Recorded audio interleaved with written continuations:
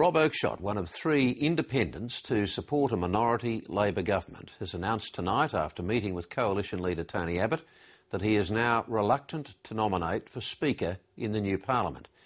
Last week, after knocking back Julia Gillard's offer of a cabinet post for regional affairs, Mr Oakeshott took both major parties by surprise when he canvassed the possibility of becoming Speaker.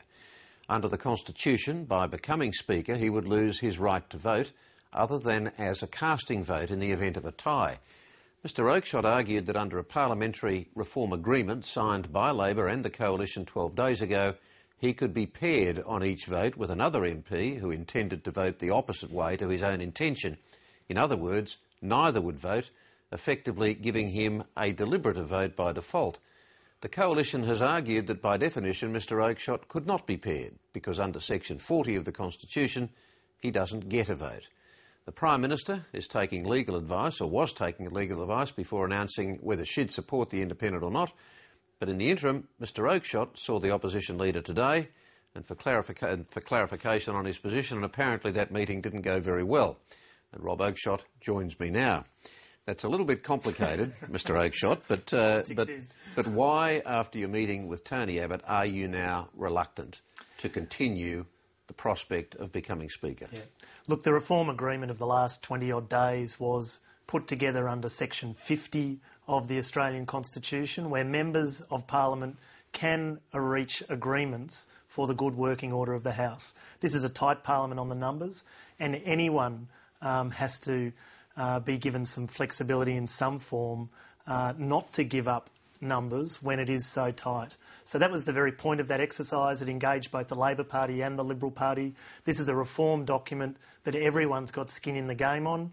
Unfortunately, it looks like there's a bit of drifting from both the black letter and the spirit of one section of that agreement, the Section 2.1 in regards to the independence of the Speaker's role. And in that instance, where there is no goodwill from the members, or there is a perceived drifting on the goodwill from members of Parliament, regardless of which side of politics, obviously I and any other member who values their vote on the floor of the Parliament wouldn't be interested in that Speaker's position.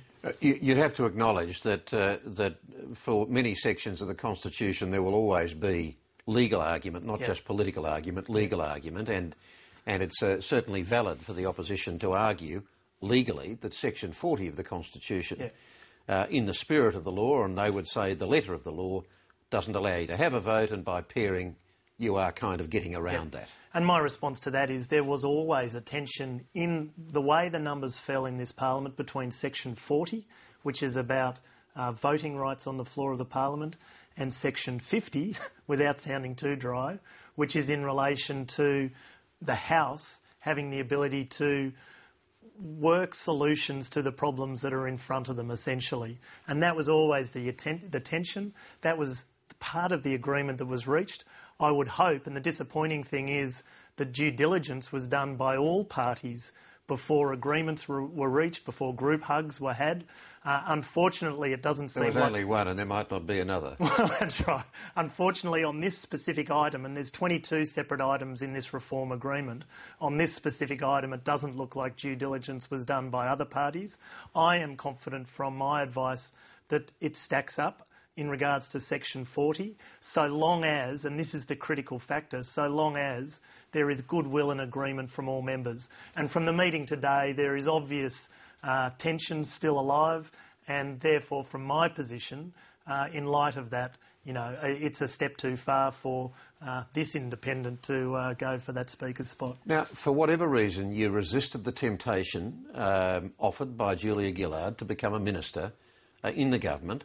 The temptation potentially to do good even for your own electorate as well as the rest of regional Australia by being the Regional Affairs Minister and influencing directly policy outcomes, and also the temptation potentially, because you're human like the rest of us, just to have the exercise of power and the money and the influence that went with it. Having resisted that temptation, why go down this other path and risk being seen as opportunistic on this front? Because of the agreement. You know, the agreement was solid that this was an independent Speaker's role and it was separate from government, and it still allowed for some local member rights in the ability for that role to be fulfilled. So you could participate in private members' time within the parliament.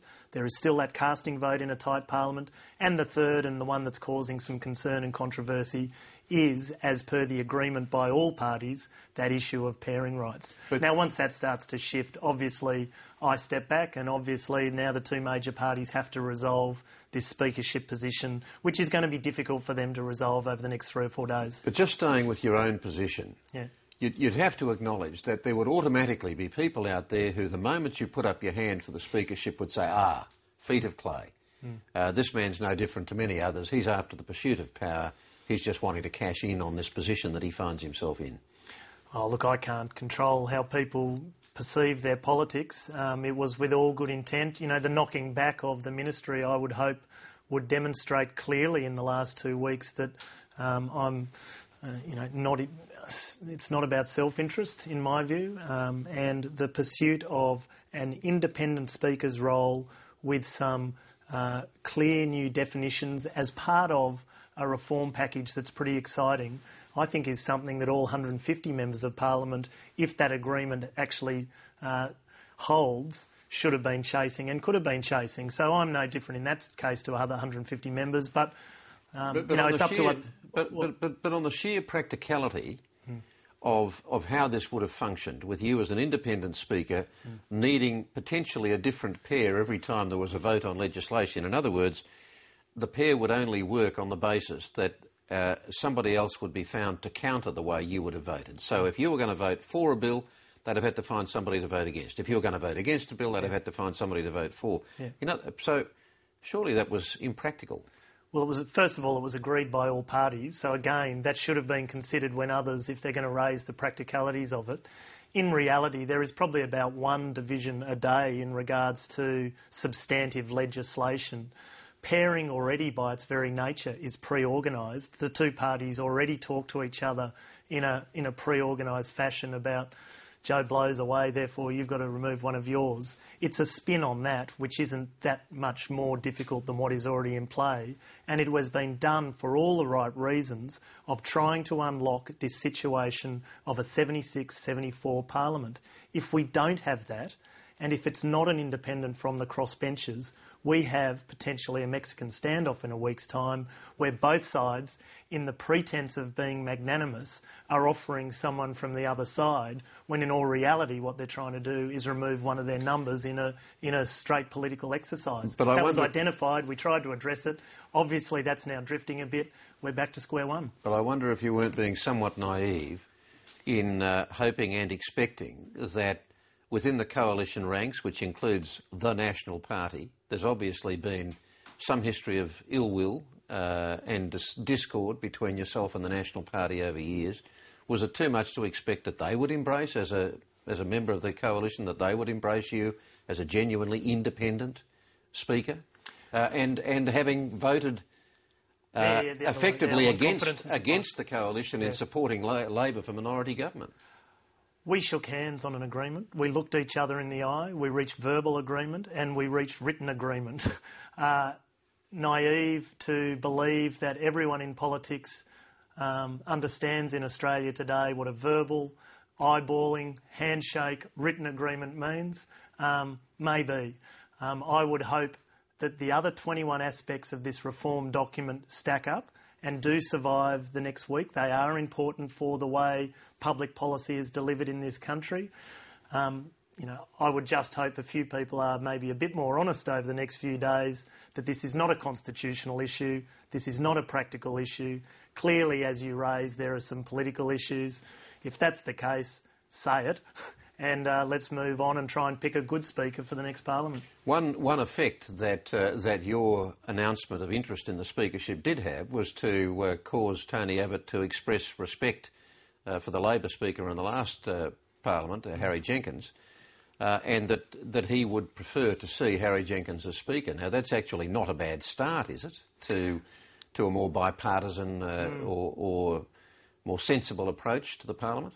Isn't it fascinating? 3 weeks ago it was fairies and pixie dust when a unity ticket was mentioned. Now we're actually seeing that.